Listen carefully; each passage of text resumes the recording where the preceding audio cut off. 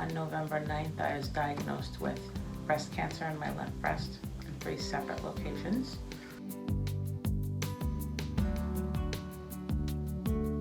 This is not a death sentence, this is a journey for me.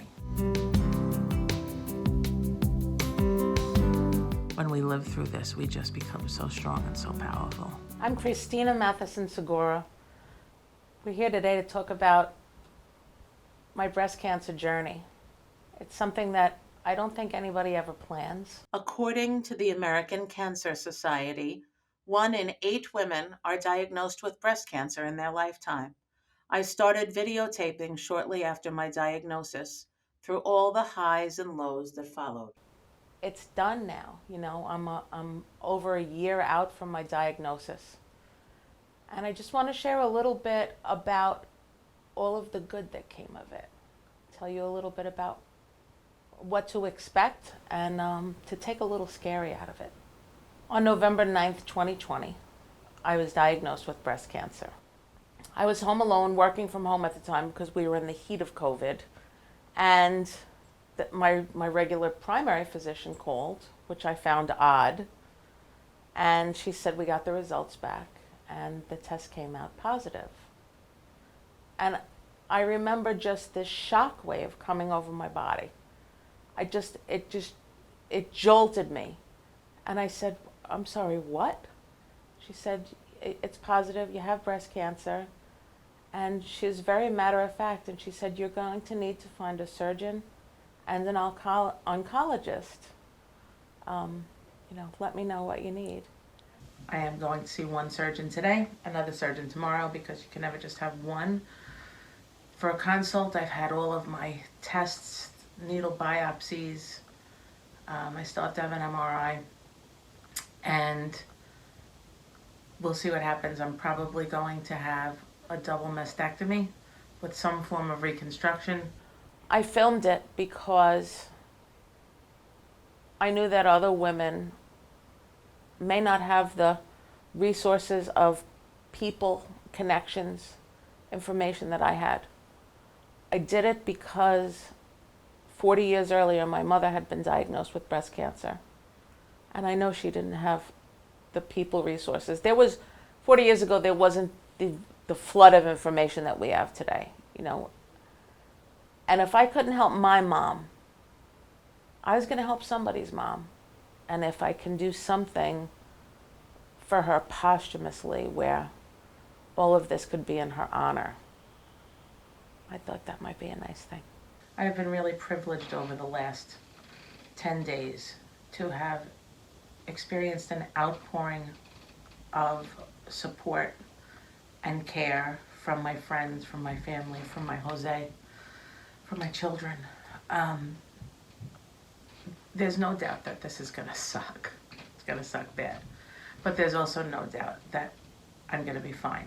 I started looking for information and building a network of women who had their own journeys and advice. Sometimes I think I tell too many people that, oh yes, I'm a breast cancer survivor, because the second, I think you said it, the second I was diagnosed, I said, I'm a breast cancer survivor. Yeah. Point blank, yeah, that was it, yeah. I didn't even like the term survivor because it implies that, That you might die? yeah. So I felt very uncomfortable with that term. This is just so very important to get it out and to show people that here we are, and maybe not breast cancer survivors, but breast cancer thrivers, if you like. That, Yes. We've got this and we can do it. The women that have been through breast cancer have an overwhelming sense of being a survivor, have an overwhelming sense of gratitude. They went through the scariest possible thing ever in a lifetime and came out on the other side. When I first found out, I was terrified and extremely shocked. It was the last thing that I ever thought would happen to me.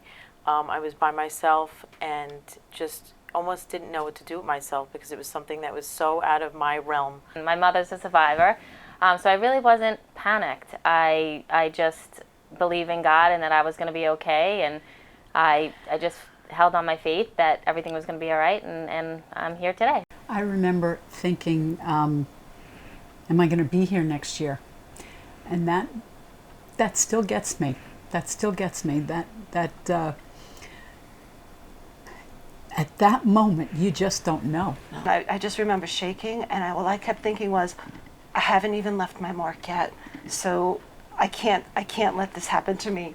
And I'm shaking now, and I don't even know how I drove home. I think that we were trained and raised thinking if someone says that you have cancer, that you're going to die, and they're the worst words Done. that you're ever going to Yeah. hear.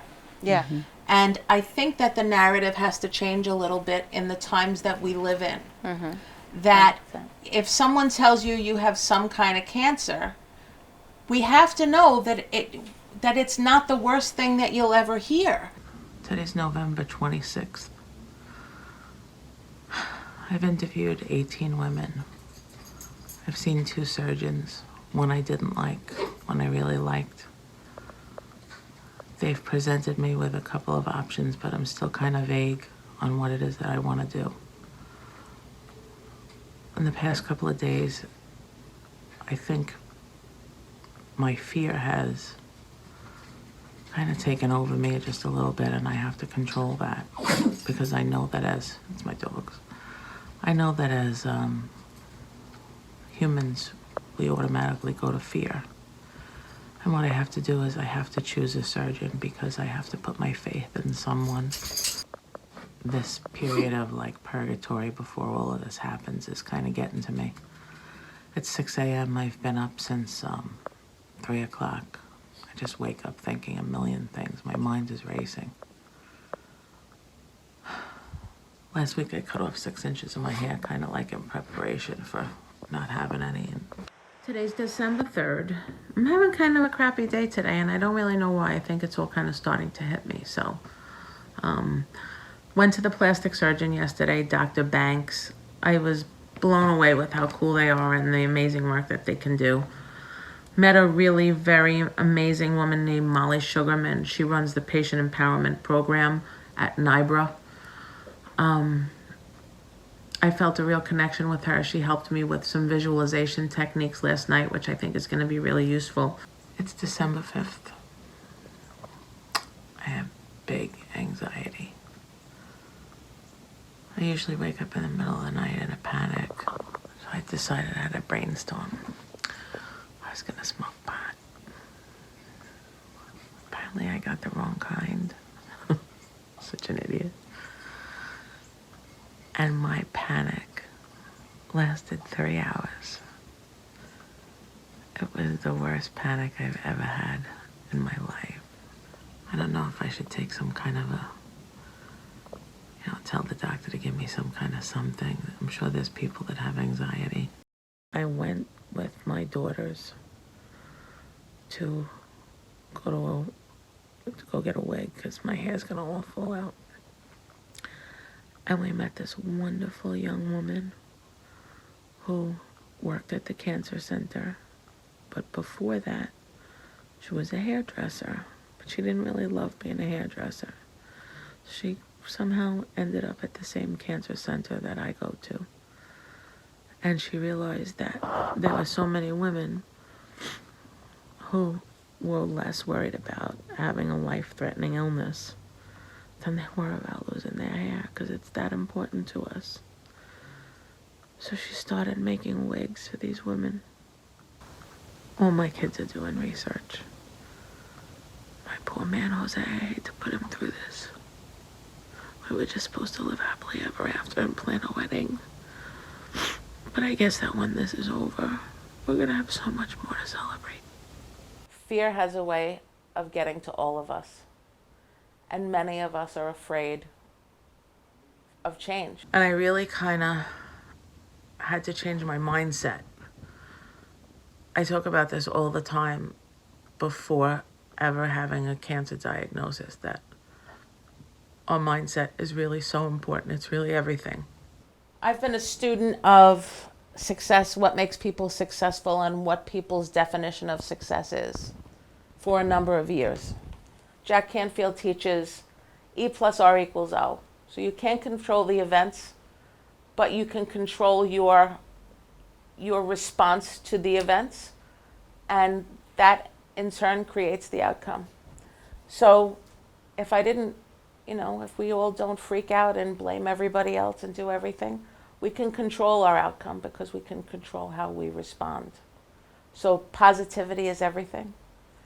And we all have fears, but we have to push them to the side. After speaking with my doctor, who's amazing, and after changing my mindset, I think that I put things into perspective. So I was so afraid of the idea of chemo because I thought that it was poison. I just kept thinking I'm putting poison in my body, and that's not true. It's actually the cure. It's actually the antidote for the cancer that's in my body. So I was thinking that the surgery was the cure, but I can't do surgery without the chemo. When you learn to manage fear and consider it excitement, you feel the same when you're afraid as you do when you're excited.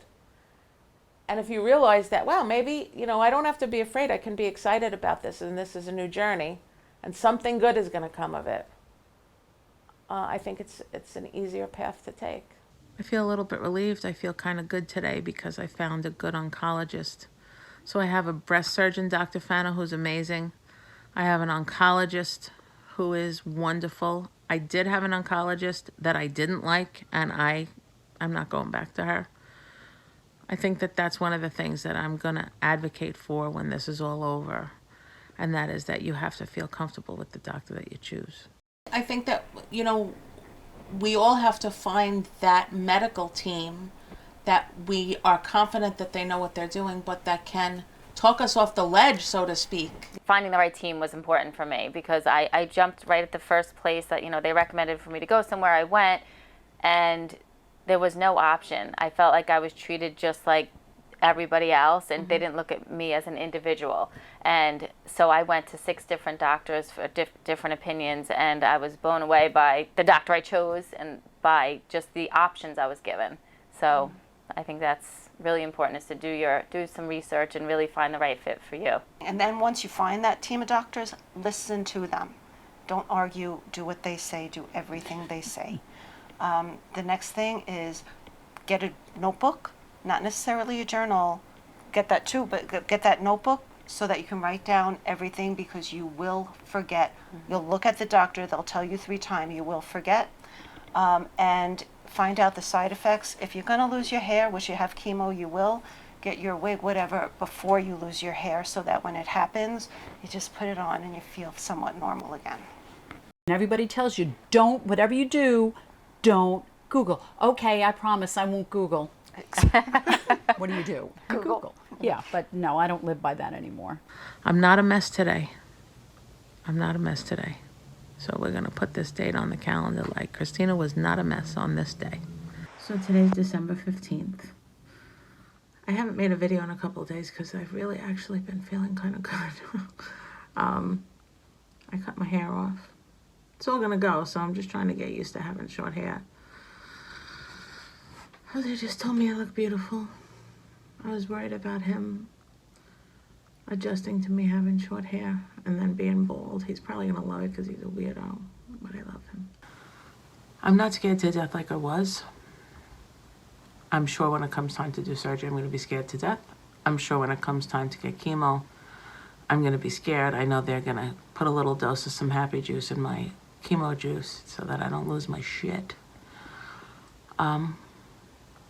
But I almost feel like getting this underway is getting me closer to having it done. It's December 28th, a couple days after Christmas. I haven't had any anxiety. I had my port installed, so you can, they call it placed, but so this is in preparation for chemo. I have a bump right here. I don't know if you can see it, but it's a lump. It's a little, I have a little bit of black and blue around it. It looks worse than it is. I had the most pleasant experience going for this. So they just, I just laid down on the table and they put this happy juice in me, and I woke up when it was done, and it was nothing scary about it, honestly. My daughter Lauren and I went to the botanist in Farmingdale. I got a medical marijuana card, and the pharmacist there feels that it's going to be really helpful for me to start on this regimen before I start chemo, which is a week from today. He said that the cancer patients that he sees coming in usually come in after the first couple of treatments where they haven't been all that comfortable on the third and fourth day. And, you know, they're in the second or third round and they just don't know what to do. And then there are patients that come in from the beginning and he feels that this is going to be a really big benefit for me. I did a couple things. So this is this is our engagement shoot picture. I took that picture when I already knew that I had breast cancer and I wanted to take a picture of my long hair. And I got this hat on Amazon, which is where everything comes from. My grandchildren think that that's where Santa gets his toy supplies. But there's this hat and it's got hair on it. So it's a little bit messy right now, but you know, like if you're bald and you just want to throw the hat on, it looks like my old hair. You know, it looks like, except for this piece, it looks like what I used to look like. Kind of, sort of. I mean, it'll be better without my hair underneath it, I guess. But it's pretty amazing for 20 bucks. My daughter says that that looks more like my real hair than my real hair now. It's January 1st, 2021. My yesterday was so amazing. A little over 2 years ago, I met this man. And my romantic life until then had been less than fabulous. I'm Jose Segura, Christina Mathieson-Segura's fiance. I met this man and my life changed. In all my videos, I talk about my Jose and my Jose. I met him and I knew he was the one. 54 years old I was when I met him, but it was like it was worth the wait.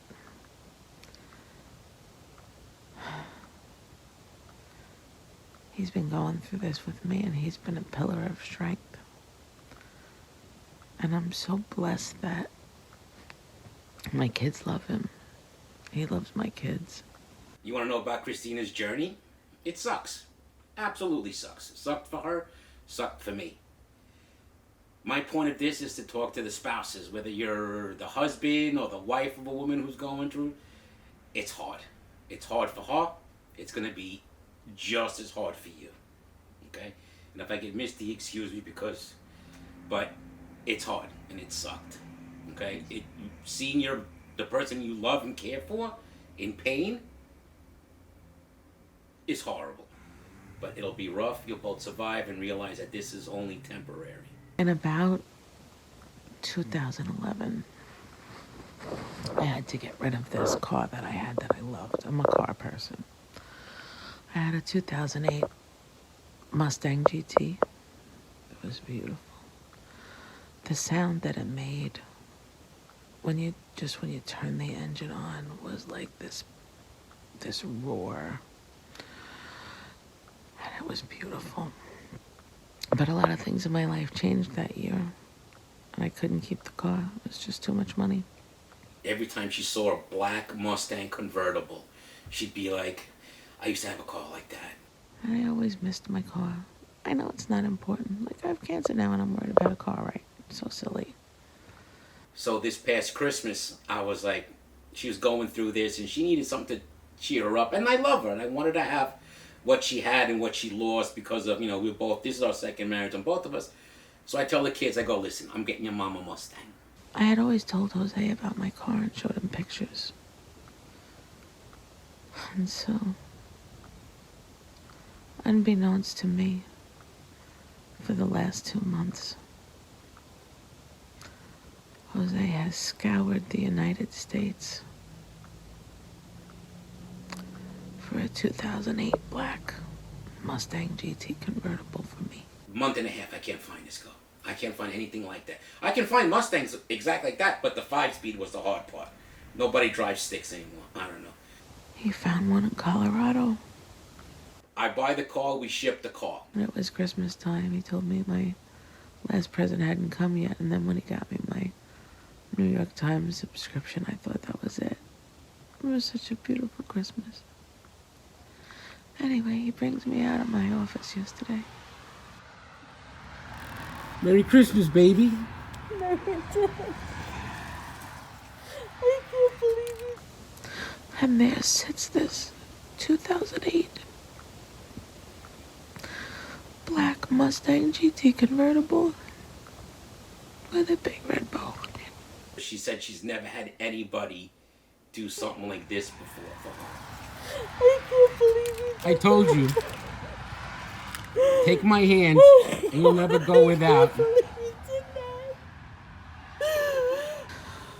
that. And I first wondered to myself, how lucky am I? Is this real life? This is real life.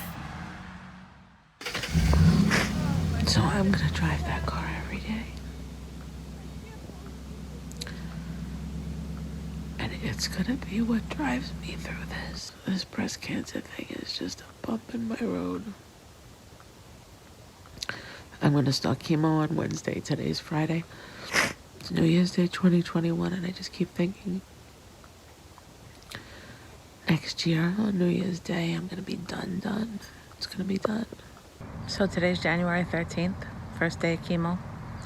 Cut a lot of my hair off yesterday.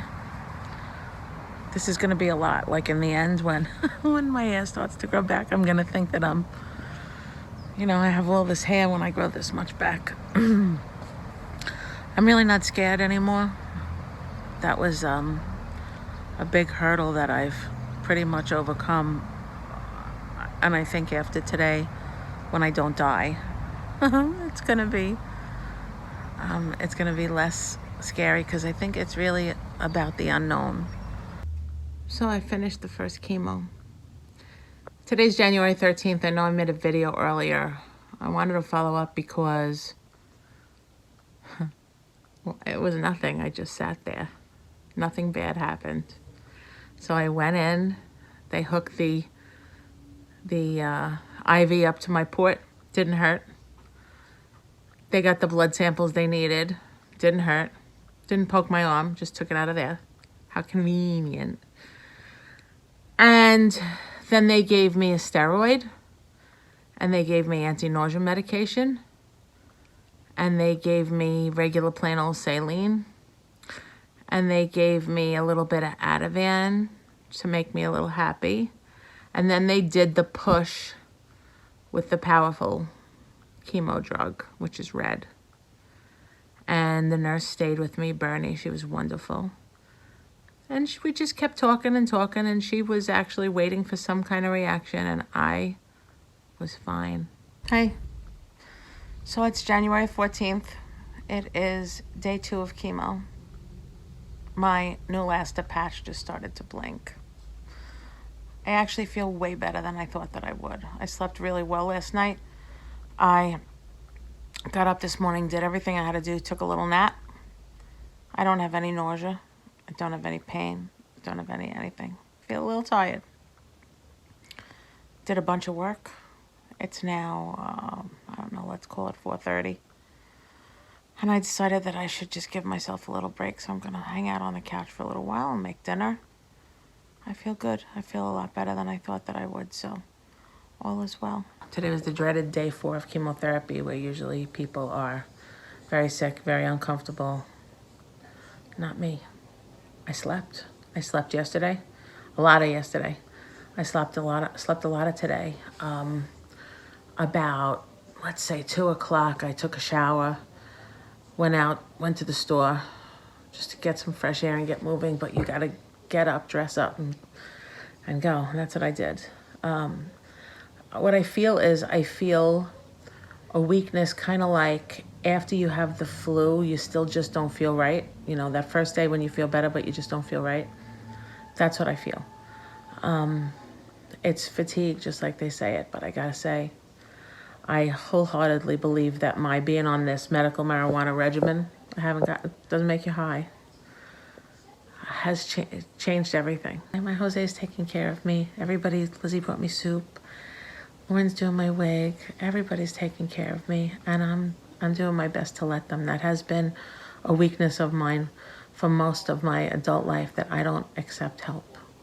And I am learning to accept help, and I'm going to be grateful, and I'm thanking people.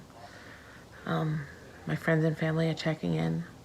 Kind of amazing. Through this journey, I realized how each of my kids, I knew that they loved me before, but they did so much. My my stepkids, my children, my husband. And I realized that all of the things that we worry about in life really don't matter. What matters is this family that we have and the legacy that we build, because we're not giving them stuff, we're giving them parts of ourselves.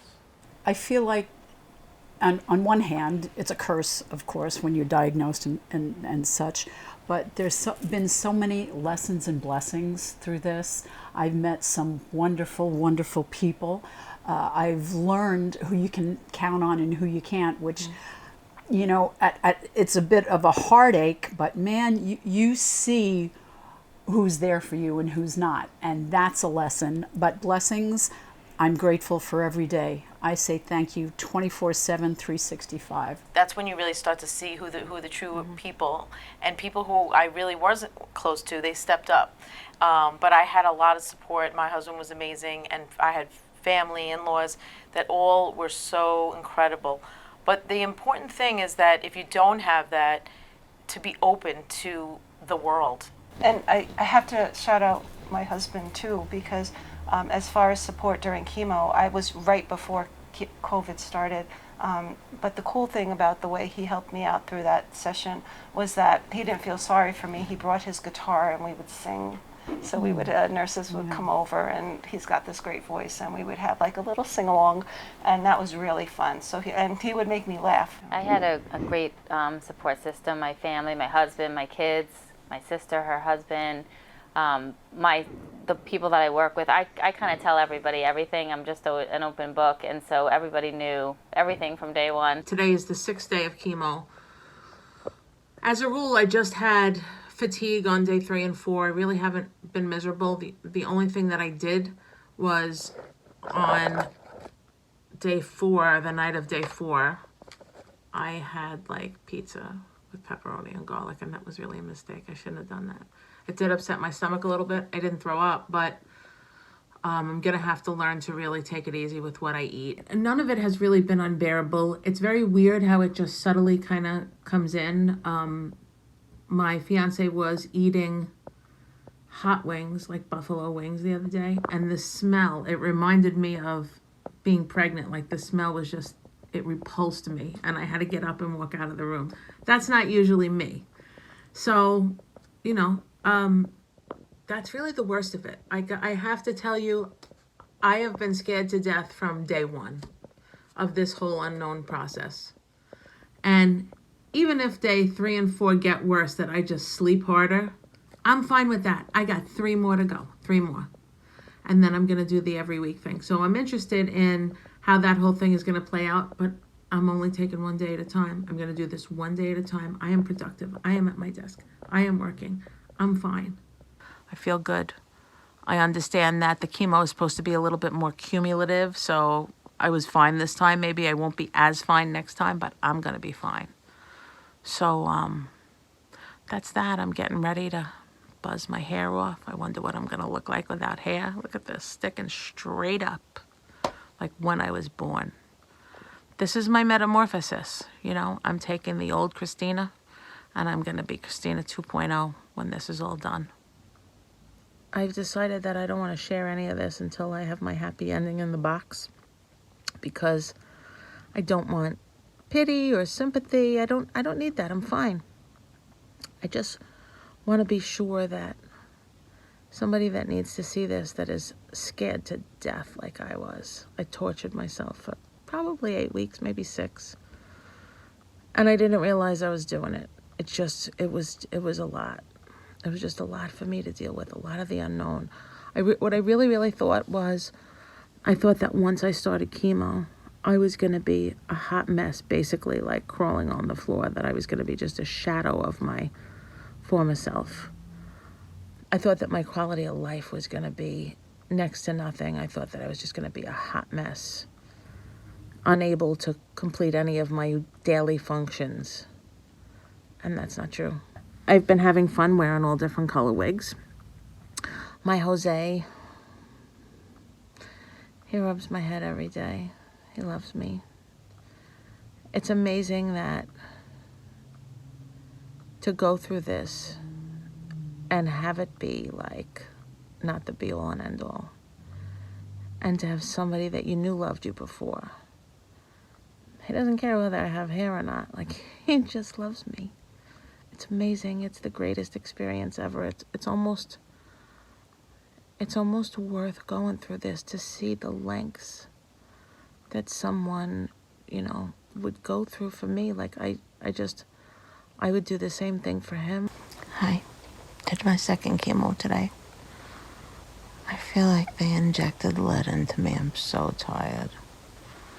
I feel fine. I'm not nauseous. I'm just tired. And I'm starving. It's crazy. Anyway, nothing hurts. I prepared to rest, so I'm going to sleep. Hi. Today's February 6th. I've basically hibernated for the last 3 days. Today's day 4. This is the most awake I've been all along. Nothing hurts. Not really any pain. There's nothing. I'm just out for the count. So, fine. It's nothing scary. I haven't made a video in a while because I've been busy. I've been working. I've been doing all kinds of things. Next week I have chemo, so this is my off week. I always feel best the week before I go back. Little update, as luck would have it. When I went for my CT scan, they did the CT scan because they needed to get a picture of my blood flow in my lower abdomen, which is where they're going to harvest the skin and the fat from to make my new boobs. So while they were there, it turns out that I have a cyst on my ovary. Lots of people have them, but because I have this genetic mutation, I found out yesterday that while I am getting the surgery, so I'm having a double mastectomy and reconstruction, which is about 8 hours, they're going to do a hysterectomy while they're there. So there's a part of me that's like, that's a lot of surgery to do at one time. Yet I understand why you would only want to do it once, right? You only want to put me under once and keep me under anesthesia once.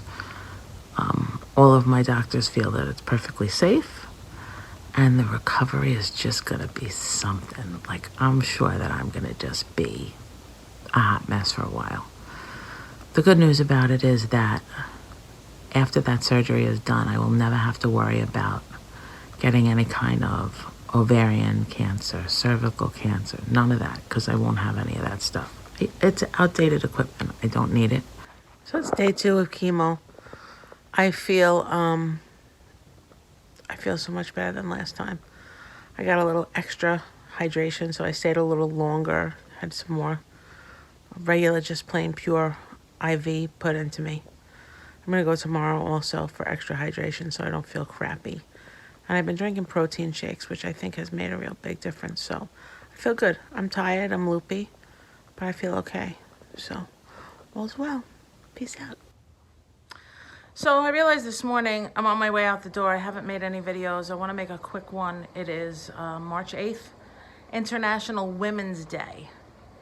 And, with all this craziness, we are still so powerful. And we can never forget that. So remember how strong you are. Remember how powerful you are. Even if you have crazy, fake hair, that's the only thing that's fake, really. I feel great. I don't have chemo till next week, so this week I'm gonna feel really, really awesome. I don't look great, but I feel great. It's the week before my last big chemo, the AC part. I feel great. I've been going to physical therapy and I really feel it. Diana she's determined to build me up for surgery so that when I come out, I am in the best possible shape and I'm ready for my new body. So I'm very, very excited about that. The way this is all developed over the past over 10 years is that, the breast surgeons and the oncologists, they save your life. The plastic surgeons, they restore your beauty, and we as a physical therapist restore your function. So we work with a lot of physicians, and that's the mentality, and we work as a team, and I feel like if this piece is missing, your quality of life might not be what it could be, which really should be even better than it was before. You should live with very few deficits. There will be changes, perhaps, but the reality is with guidance and the appropriate care, you should really be able to do great things after this diagnosis. What we've learned over the years due to amazing studies, and one that came out in 2010 is called the PAL study, was that if we progressively strengthen the body by weight training in a very systematic fashion, and that's what we do here, we should be able to decrease the risk of lymphedema. So the idea would be that you restore full range of motion, okay? So your range of motion is good, and we're going to continue to get more. Right. Because we want to restore the length of the muscle here. That's very important. So in the past, they used to say, don't lift more than 5 pounds for the rest of your life, which is a completely ridiculous thing, but they just didn't know. I'm good. Even the people that I work with, I told a lot of them what's going on, and they get it. So I basically had to say, you know, if there are these days that I don't get back to you, this is why. And I wanted to let a few people in on it. For a long time, I didn't want to share too much with too many people because I felt like every single person that I talk to, when I tell them I have to say, I'm not going to die, I'm going to be fine, it just drained me. I just wanted to keep that energy for myself. I am going to tell my full story, but I'm going to do it. I'm going to start it with the happy ending that this is done, this is what happened, I'm fine, and this is my story. You know, I don't think of myself as sick. I just think of myself as like, I have this problem that I have to solve. And this is the answer. Today is day 3 of my last AC chemo, so big four done. Hi family. I'm driving around with the top down today. Thank you, my Jose, I love this car. I just came back from the doctor and I wanted to tell you guys all that the lump that I used to have and my lymph node is gone. So they're very excited. They're gonna do my surgery the first week of August. I just have these 12 more little ones to go and I'm done, but it's gone. So it's great news, beautiful day, and my hair didn't fly off and I've been driving fast. So we got great things today. Love you, bye. I'm a little bit anxious because I have the new chemo tomorrow. It's going to be every week, and I'm hoping that it doesn't wreck my entire life. Today is April 7th. I did the first of the Taxol, the once-a-week Taxol. And I got to tell you, because I'm just scared of the unknown. I was scared to death. I thought this is going to be just like the other ones. Look at my silly hat. Oh, God. I thought it would be just like the other ones, and I would be miserable for 5 days, and I would feel awful, and I would feel that feeling of just like there was lead in my body. And the funny thing was, when I went there, one of the things that they do is they give you a steroid and Benadryl at the same time. Benadryl totally knocked out my anxiety, and as a matter of fact, it knocked me out for about 3 hours. I had no reaction to the Taxol, no bad reaction. They did the drip so slow, and I was fine. And it's now 9 o'clock on Wednesday night, my first day of Taxol, and I'm like really okay. Everybody says, oh, you're so strong, you're a warrior. No, I'm not. I'm just doing what I have to do. I'm scared to death like everybody else is. But I'm okay, so don't be scared if you're watching this and you're in this situation. Don't be scared. It's all gonna be okay. You know, I feel like I'm getting into my stride, and I'm accepting that this is just temporary. I'm more than halfway done with my process. And I feel really good today about my accomplishments. So I'm going to start finishing off some of the things that I started and planning more for the future. Every day my Jose takes care of me, and he talks me off the ledge. And he tells me that I'm beautiful even though I look like this.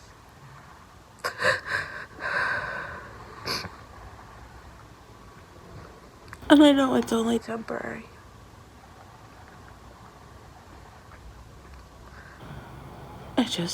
It's getting old, you know. I made an earlier video this morning of me all weepy and messy.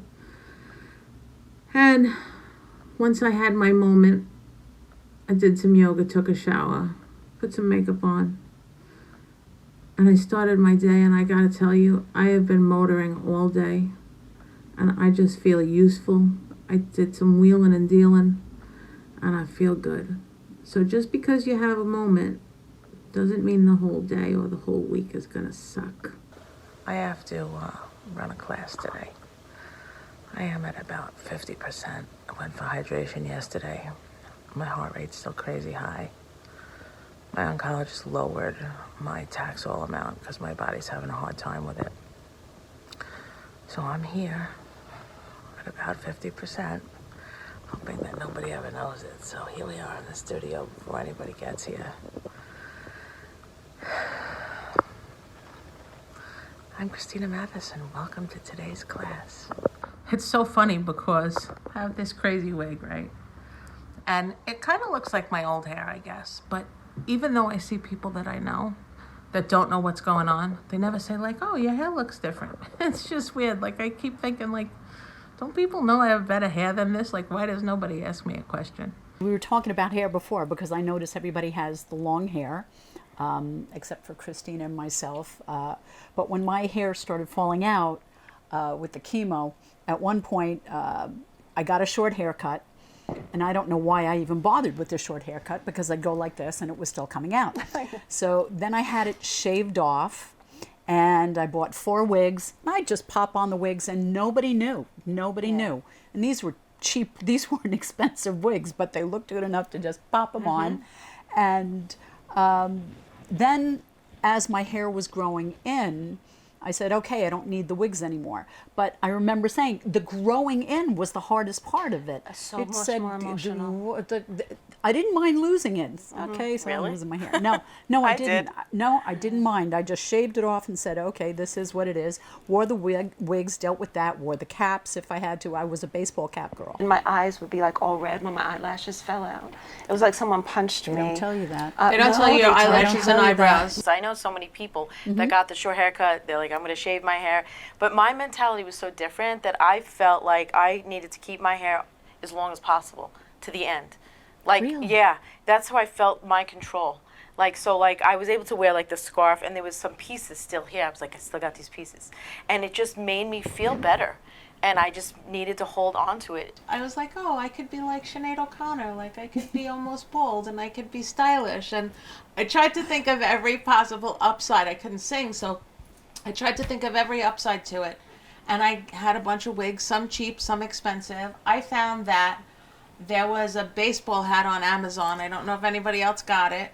For $20. And it was a black baseball hat. And it had blonde hair Velcroed to it. Yeah. And it looked so much like my hair. So I had spent like $700 on this fancy wig. And the $20 Amazon baseball hat really looked much better. And throughout the pandemic, so we were all on Zoom calls. I worked through it, similar to you. And so we were on Zoom calls every now and then. But if it was hot like it is today, I would take my hat off and just be bald. And then if I knew I was going to be on a Zoom, I would keep it on the side of my desk and pop my hair on. There you go. And then, because you don't want to upset anybody and let them think you don't have hair. So I finished my last chemo today. I'm very excited.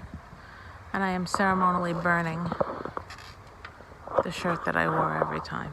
I have plenty of things to remember this time, but I have to do something. My chemo is done. I'm saying that, and let's like sink it in. My chemo is done. I have an appointment with the surgeon tomorrow. I'm going back to physical therapy because I anticipate starting to feel a lot better. I've been learning how to rest, and it sounds like a silly thing, you know, like, but I never knew how to rest. I never knew how to just take it easy and how to listen to my body. And I'm doing that now. And I think it's going to make me so much stronger in life and in business. So the things, the lessons that I've learned throughout this process are immeasurable and invaluable. I would not recommend it, but for anybody that goes through it, to not look for all the good is a big giant mistake. I feel good. I anticipate feeling way better. Jose is taking me to the Bahamas for my birthday for the weekend. So that's in a couple weeks. I'm excited about that. Anyway, I'm okay. And you're going to be okay too. Peace out. I just came back from Dr. Melissa Fana, the breast surgeon, who kind of gave me the what to be prepared for surgery. I have to keep my port in, just in case my pathology comes back with any cancer cells that are left. That's okay, I can live with that. She expects that I'm gonna do great, and all the surgeons are working on me at the same time. It's gonna be a bit of a marathon. I'm gonna be in the hospital for 1 or 2 or 3 nights. They're gonna see how I do. I'm gonna have some drains. She thinks I'm gonna do great. I think I'm gonna do great. I don't want it to be scary. And, you know, many of my pictures and videos are not flattering. Like for business, you never want anybody to see you at your worst. But this is too important not to share the real raw truth of how you go through this and what you look like and what you feel like and the emotions that you have, and just keeping a positive outlook. It's so important that we look at this the right way. Hi. It's July 26th, less than 2 weeks till surgery. You can see when my port was removed, it really looks worse than it is. It's just glue. I'm doing. I am managing my mindset to make sure that I don't let this whole anxiety of, or fear, or whatever of surgery really get the best of me. The funny thing is, I'm thinking, okay, you know, the night before surgery, I'll do this and I'll do that and we'll go for dinner. No, I have to be on clear liquids all day Thursday. I have to drink 2 bottles of that horrible magnesium citrate, because everything I have has to be empty for the hysterectomy. So I'm going to be starving. I'm probably going to be cranky. I really don't want to do that to my Jose, but it is what it is. I'm going to get this done. I'm hoping that the 3 or 4 days that I'm in the hospital, I will be full of drugs and they'll put me in a happy, happy land. I have a whole basket of stuff that I've bought to make sure that it's the only control I have, to make sure that everything is fine. So I have this nifty mastectomy pillow, right, that I can, you know, wear when I come home. I have a fan for the room in case it's too hot. You could see I'm nuts like this. And I have this whole basket of things. So this is the, whatever the Hibiclens that I have to wash with. And these are all of my post-surgical things that I have purchased because it's the only control I have. I just feel like I want to have stuff in the house. It's August 6th. It's surgery day. I'm here in the surgical waiting room waiting to get registered. Okay. Hi. I'm in the hospital. I had my double mastectomy and deep flat reconstruction and the hysterectomy. It was a lot. The hysterectomy was a lot. Like everybody that I tell, they're like, oh, you did all of that? I have a little bit of a urinary tract infection, and that's making my temperature go up and my heart rate go up. Other than that, I'm okay. Like I'm strong. I'm having a little trouble getting around. So that was Friday. Today's only Monday.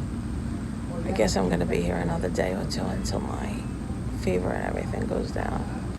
It's Wednesday, August 11th. I'm 5 days post-op. I'm really not in a lot of pain until I cough, which makes me very uncomfortable. I'm in a recliner, which I can't recommend enough. It's a game changer. My Jose is taking care of me. My friends and family have been sending me all kinds of things. It really wasn't as bad as I thought. I'm recovering now. I have all of my new boobs, and my big giant blob of fat is gone, and that's what my new boobs are made of. It's really amazing. It's an amazing surgery, and my surgical team was incredible. I had 5 surgeons working on me at the same time. My name is Jonathan Bank. I'm a plastic surgeon, part of NIBR Plastic Surgery, New York Breast Reconstruction, and Aesthetic Plastic Surgery. We're doing things that just 20 years ago were not even fathomable, and today they're routine. Saving lives or prolonging lives gives plastic surgeons, reconstructive plastic surgeons, the opportunity to not just restore lives, not just restore the bodies, but restore the smiles, self-confidence, self-esteem. Because breast cancer, 95% of the time, is a treatable, curable disease. One day it'll be 100% curable. Part of that treatment is surgical, removing the breast, portions of the breast, and we get in to form the reconstruction. I just can't do anything to push or pull or lift or this or that or sit or move.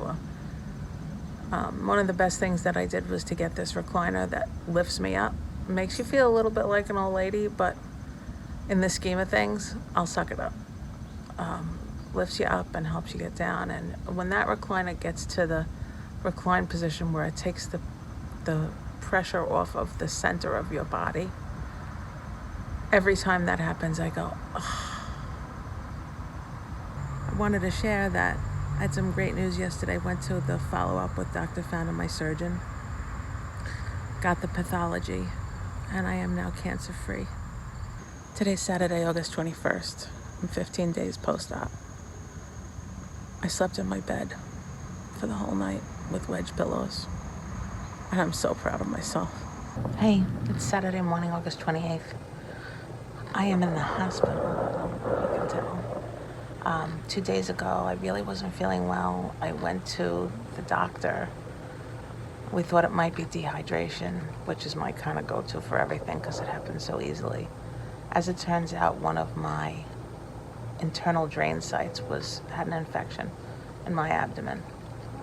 I went into the OR, they knocked me out, they cleaned it all out. They put in a wound vac, which is like better than a regular drain, and it's just taken all of the bad stuff out of me. They cleaned out all of that.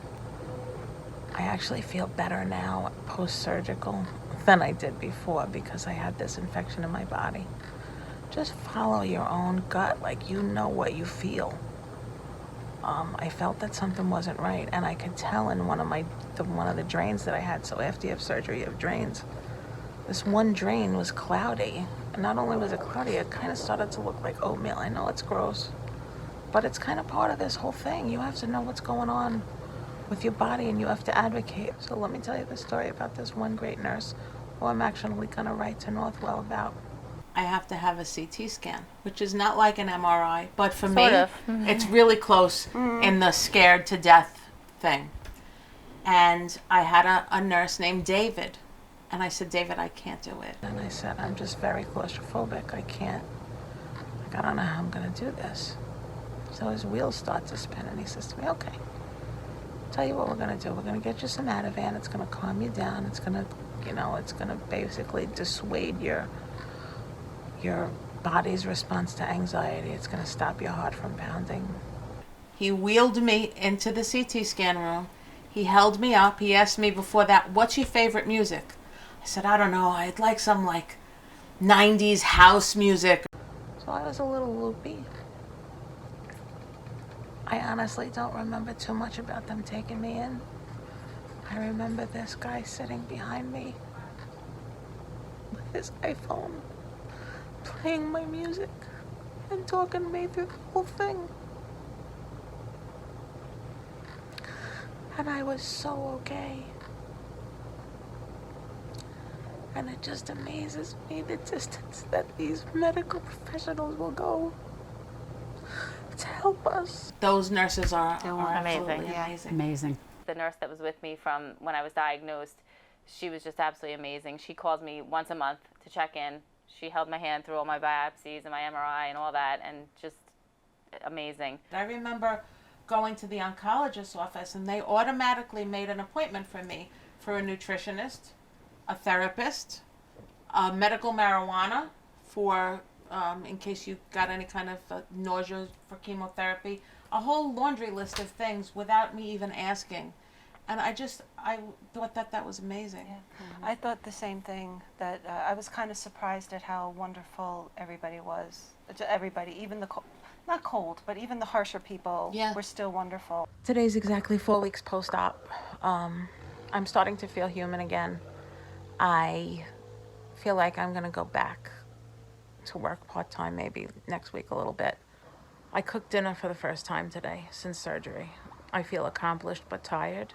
You're going to go through milestones through this. You got the first time you shave your legs, the first time you bathe yourself, and she was having trouble walking around, and then she's like, I'm going to go outside and start up the car.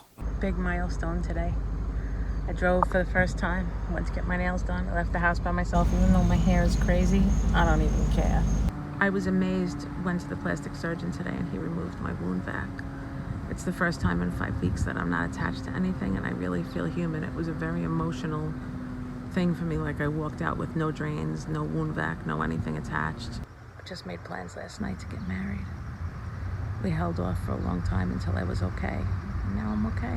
It's October 4th, I'm 8.5 weeks post-op. Today is my first day of radiation. I'm in the parking lot waiting to go in. I got a 7 o'clock appointment so it doesn't wreck my work day.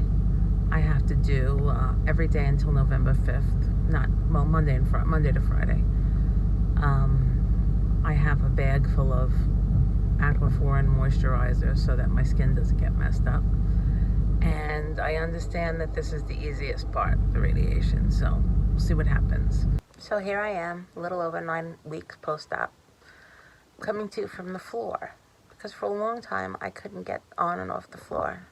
And I couldn't do yoga, which is really what's kind of like saved me, aside from driving my car. We're working on this actual documentary, trying to just make it as useful as possible to people that need it. And it's like I have pep in my step again. So, all's good. I'm okay. You'll be okay too. Peace out. I'm just exhausted. I'm exhausted because I go every day for radiation. I have to be there at 7 a.m. I get up a little after 5. I continue my full work day. I do my regular house stuff. And I'm in bed by 9 o'clock. Today is November 8th. It's a little weird for me because on November 9th of last year, I was diagnosed with breast cancer.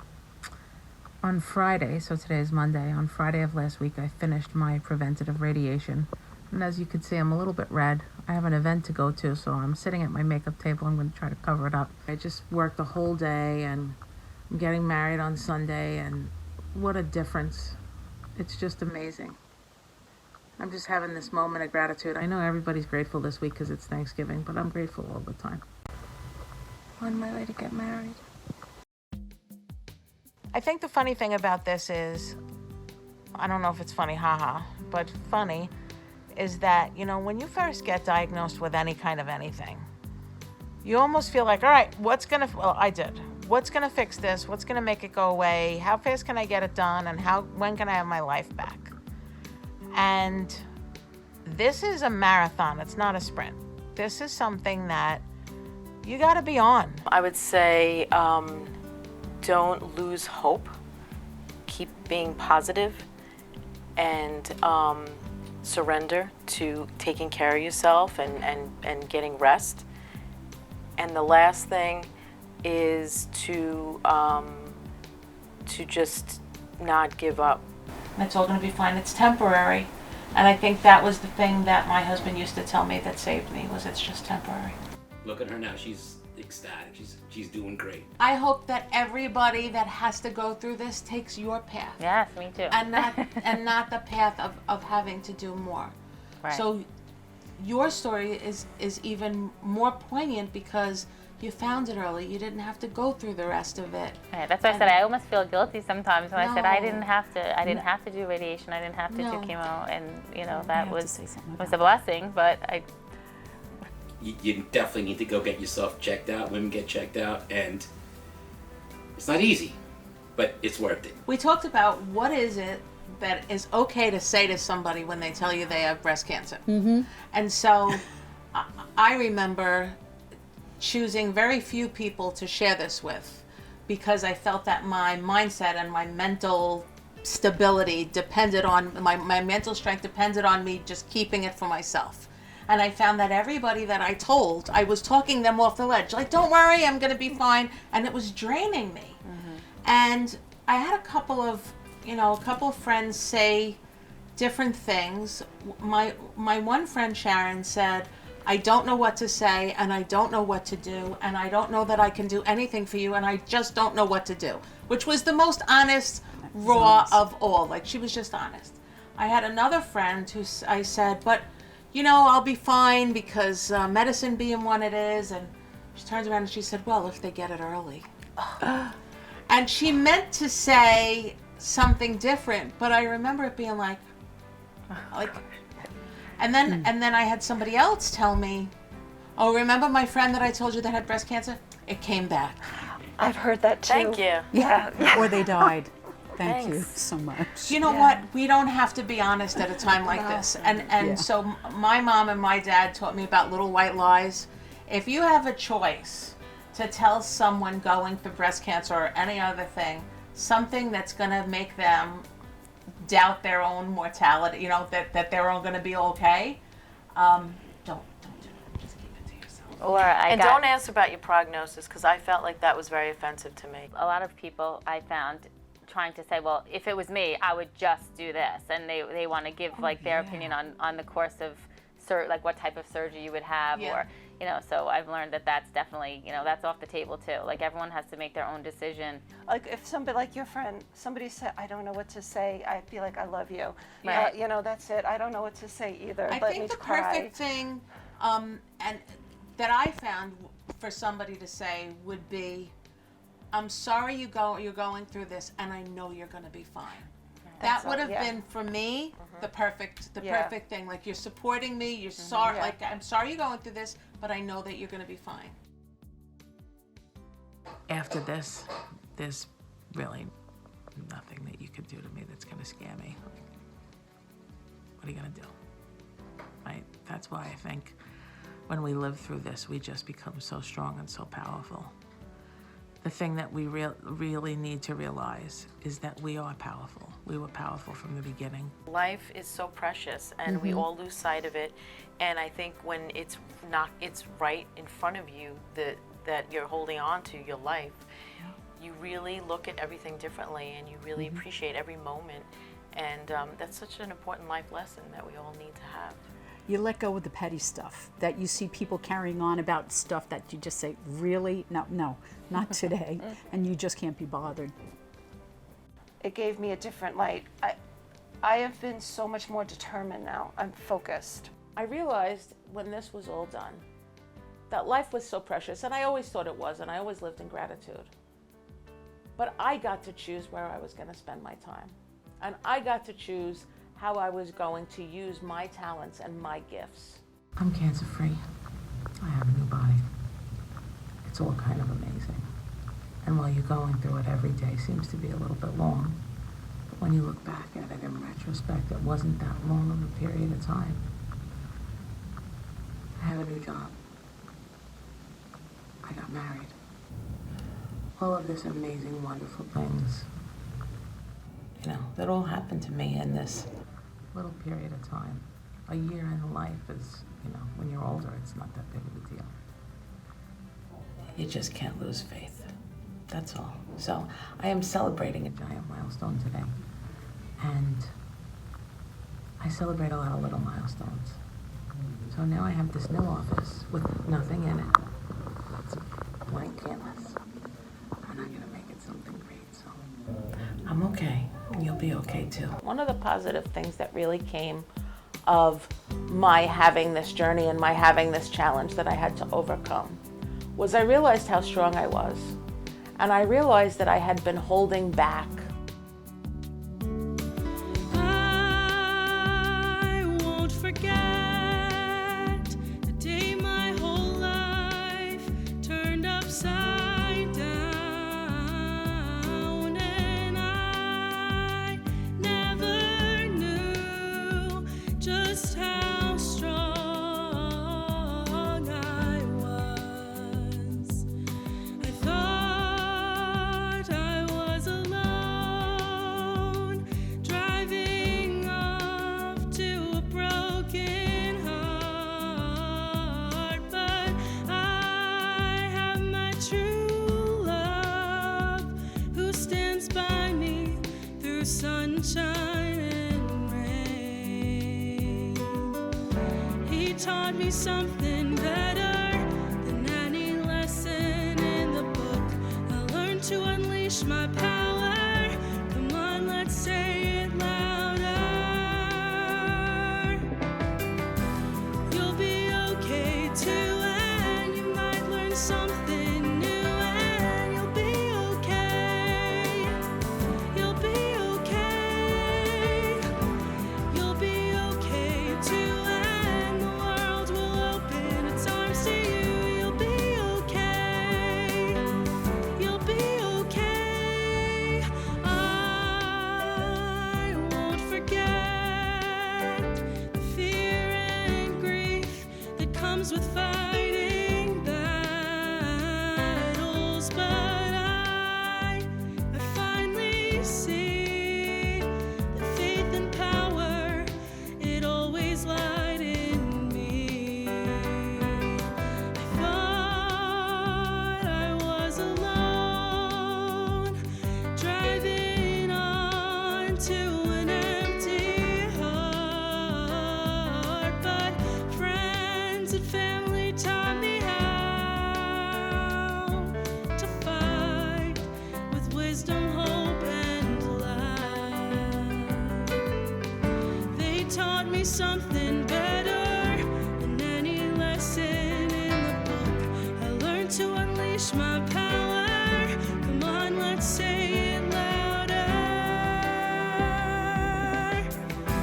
You'll be okay too, and the world will open its arms to you. You'll be okay. You'll be okay. You'll be okay too, and you might learn something new, and you'll be okay. You'll be okay. I sat down in my car and I turned the key and heard the roar. Then I started driving and nothing mattered anymore.